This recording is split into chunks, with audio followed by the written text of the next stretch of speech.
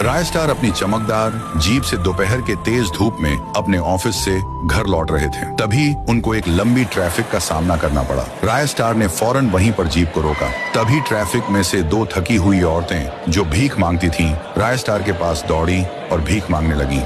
भैया, ऊपर वाले के नाम पर कुछ दे दो, हम गरीबों पर रहम खाओ, भूख से जान निकल रही है, 2 दिनों से एक दाना पेट में नहीं गया। राय स्टार का दिल पिघल गया। वह तुरंत जीप से उतरे।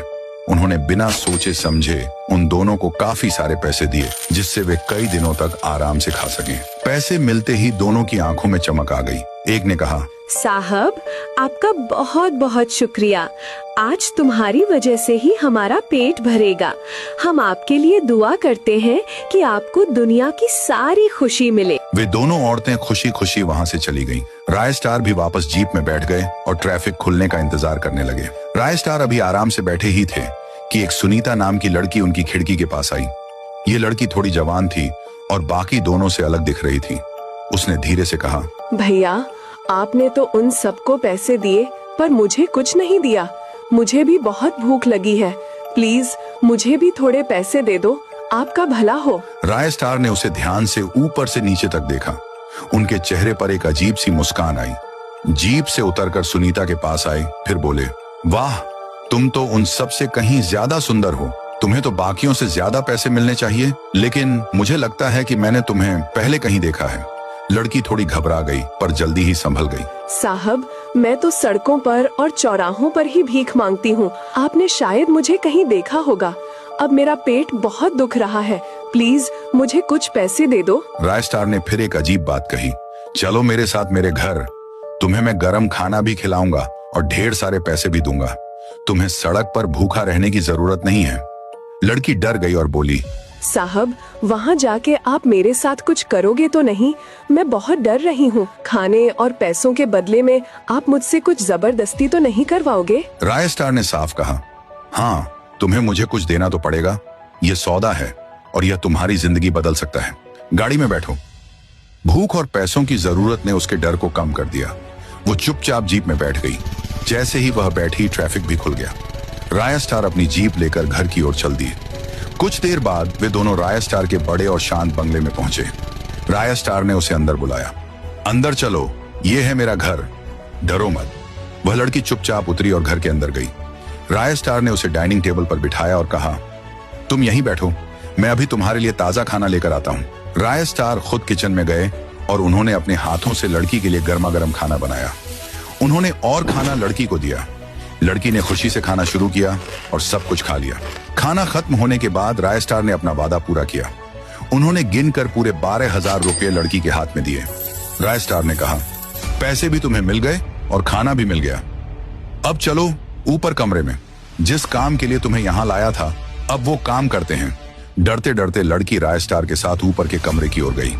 कमरे के अंदर पहुंचकर राय स्टार ने दरवाजा अंदर से बंद कर दिया और फिर अचानक पूरे घर में एक बहुत तेज अजीब सी चीख गूंज उठी।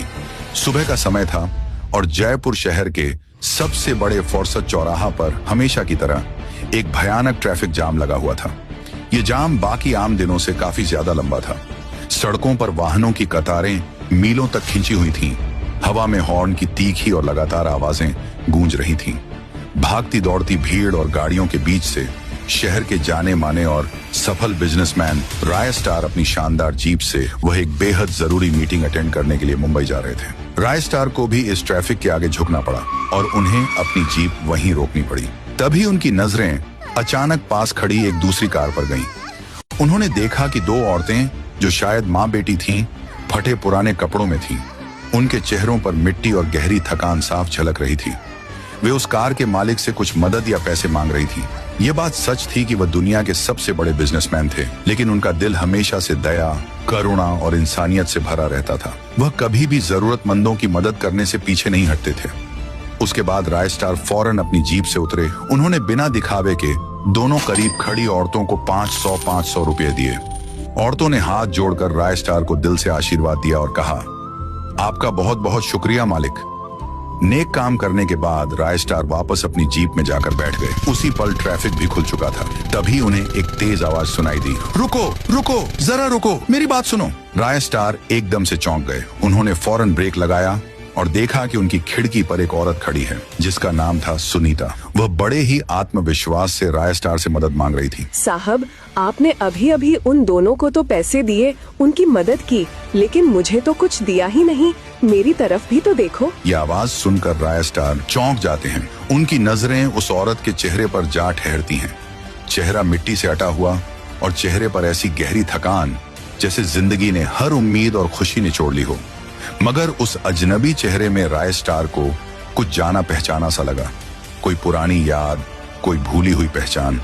राय स्टार की आवाज धीमी पड़ गई, जैसे वह कोई भूला हुआ नाम याद कर रहे हों। अरे तुम सुनीता! ये सुनते ही औरत एकदम रुक गई।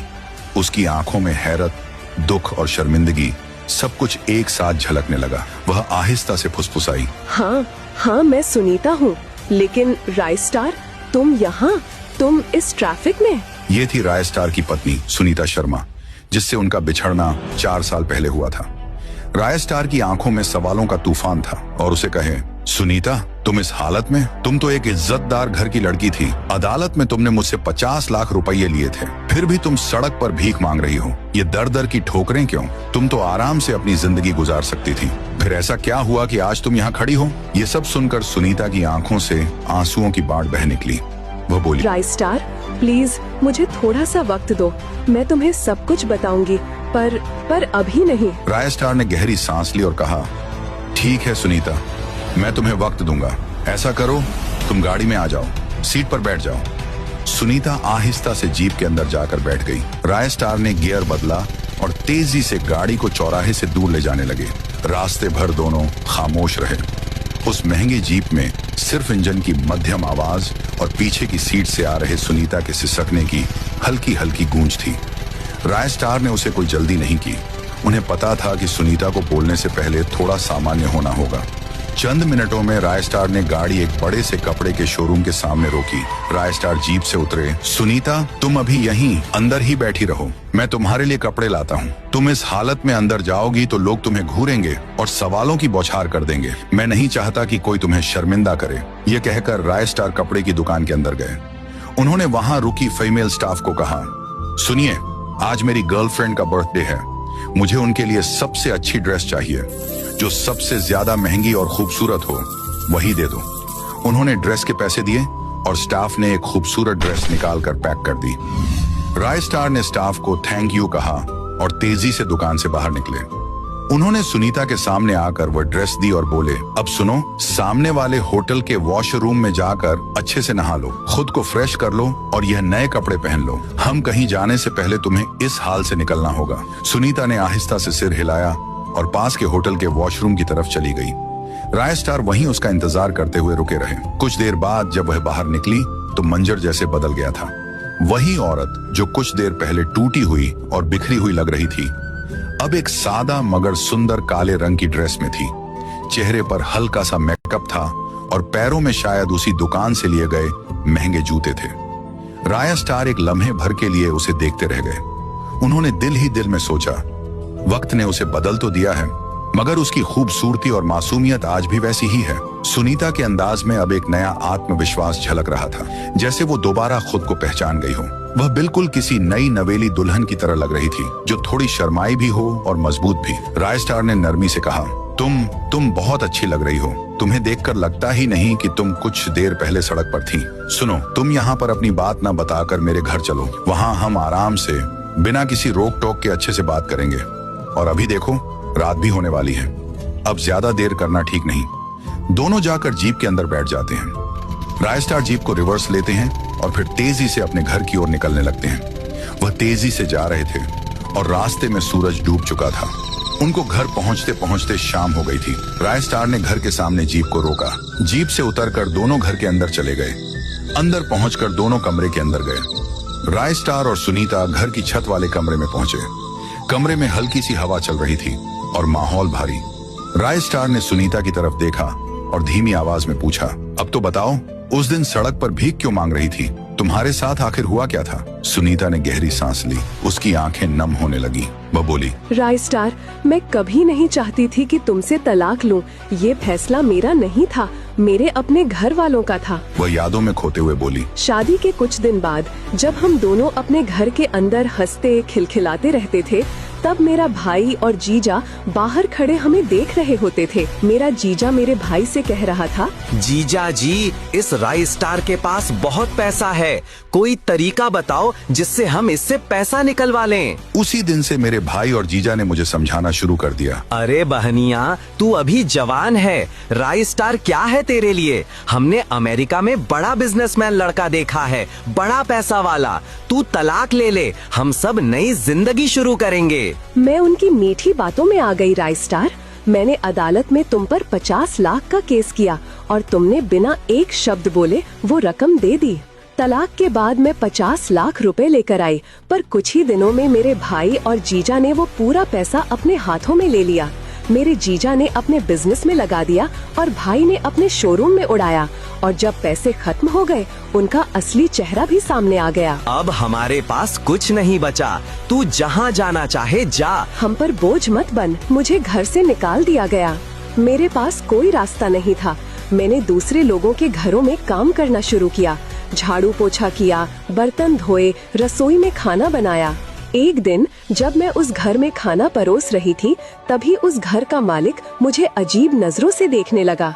मैंने अनदेखा किया, सोचा शायद मुझे गलत फहमी हो रही हो। खाना परोसने के बाद मैं रसोई में लौटकर बर्तन धोने लगी। पानी की आवाज गूंज रही थी और मैं अपने काम में लगी थी कि अचानक वो मेरे बिल्कुल पीछे आ खड़ा हुआ। उसने गंदे इशारे करने शुरू कर दिए। मेरी रूह कांप गई, मेरा दिल डर से सिमट गया। मैंने गुस्से से कहा, ऐसी हरकत मत करो, मैं शादीशुदा हूँ। तो वह हंसकर बोला, शादीशुदा? अरे तेरा तो तलाक हो गया, अब दूसरों के घर में काम करेगी तो यही होगा। एक रात मेरे साथ रह ले, सब ठीक हो जाएगा। उसने मुझे पकड़ने की कोशिश की। मैं चिल्लाई, बचाओ बचाओ, पर कोई नहीं आया। मैं किसी तरह वहां से भाग निकली। वह मेरे पीछे दौड़ा। मैं जान बचाकर भागती रही और आखिर एक मोड़ पर पहुंचकर रुक गई। वहीं मैंने देखा 2 लड़कियां सड़क किनारे बैठी थीं। लोग उन्हें पैसे दे रहे थे। मैंने सोचा, अगर मैं भीख मांगूंगी तो कम से कम कोई गंदी नजर से नहीं देखेगा, कोई छूने की कोशिश नहीं करेगा, बस पैसे देगा और चला जाएगा। मैं उन दोनों के बीच जाकर बैठ गई और भीख मांगने लगी। थोड़ी देर बाद वहां अज्जू भाई आए। उन्होंने मुझे देखा, मुस्कुराए और बिना पूछे ढेर सारे पैसे थमा दिए और चुपचाप आगे बढ़ गए। बस वहीं से मैंने सब छोड़ दिया और भीख मांगना शुरू कर दिया। फिर सुनीता ने धीमे से कहा, राय स्टार, मैंने तुम्हें तलाक दिया था, पर मेरा दिल कभी तुमसे अलग नहीं हुआ। मैं आज भी तुमसे उतना ही प्यार करती हूँ। तुम्हारी और मेरी शादी की एक तस्वीर मैंने हमेशा अपने पास रखी, क्योंकि वही मेरी आखिरी उम्मीद थी। राय स्टार की आंखें भी भर आईं। वो सुनीता के करीब आया और बोला, सुनीता, मैं तुम्हें माफ करता हूँ। तुमने भले गलती की हो, पर तुम टूटी नहीं। तुम आज भी वही अच्छी इंसान हो। अब तुम मेरे साथ रहोगी और मेरे बिजनेस में काम करोगी, ताकि तुम दोबारा अपने पैरों पर खड़ी हो सको, खुद पर गर्व कर सको। दोनों एक दूसरे को देखते रहे और बरसों पुराना प्यार और भरोसा फिर से लौट आया। दोस्तों, इस कहानी से यही सीख मिलती है, लालच इंसान को बर्बाद कर देता है, लेकिन इंसानियत और माफी टूटे हुए रिश्तों में फिर से जान डाल देती है। अगर कहानी ने दिल छू लिया हो, वीडियो को लाइक करें और चैनल को सब्सक्राइब करें, ताकि हम ऐसे ही दिल को छू जाने वाली कहानियां रोज आपके लिए ला सकें।